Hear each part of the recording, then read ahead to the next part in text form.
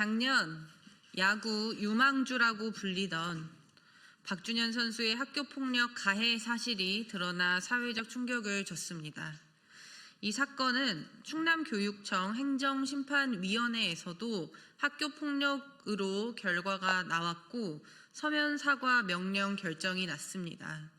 그럼에도 가해자 박준현 선수는 서면 사과를 이행하지 않고 있습니다. 학교폭력은 이미 우리 사회가 결코 용납하지 않겠다고 합의한 중대한 문제입니다. 결과가 늦게 나왔다고 해서 절차가 진행 중이라고 해서 면피가 될 수는 없습니다. 키움 히어로즈에 입단을 한 상황인데요. 선수 개인의 문제, 과거의 과오를 바로잡되 구단들은 야구계는 체육계는 어떤 노력을 해야 할지 같이 답을 찾아야 합니다. 그래야만 학교폭력의 발생을 예방하고 또 피해자를 구제하는 조치까지 나아갈 수 있을 것입니다. 기자회견 낭독을 마치고 다음으로 이번 학폭 사건의 피해자인 아버님의 호소문을 낭독이 있겠습니다.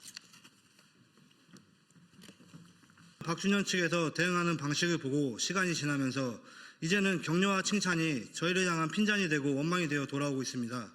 박준현은 이렇게 할 건데 왜 했냐는 등, 박준현은 다 빠져나갈 구멍 준비하고 있었다는 등, 힘들게 왜 시간 버리고 돈 버리냐는 등, 이길 수 없는 싸움이니까 하지 말라고 했다는 등, 유전무죄 무전유죄라며 그래서 아무도 안 하는 거라는 등 갖가지 얘기를 들으며 오히려 어딘가에 있을 학폭 피해 학생들이 이 사건의 박준현의 대응을 보며 학폭 가해자들은 빛을 보고 학폭 피해자는 어둠을 다시 보게 되고 상처를 받고 숨을 거라고 생각합니다.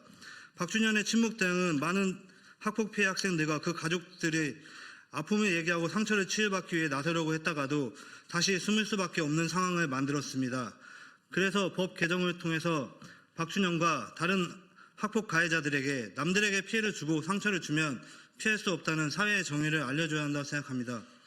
그래야 학생들도 학폭에 대한 경각심도 생기고 학폭에 대해 쉽고 우습게 생각하는 일이 없을 겁니다. 또한 올해도 학폭으로 인한 대학 입학 취소가 되는 학생들이 있습니다. 박준현은 아직 학생입니다. 1라운드 프로야구 선수 이전에 학생입니다. 그렇다면 다른 학생과 마찬가지로 공평한 처분이 있어야 한다고 생각합니다.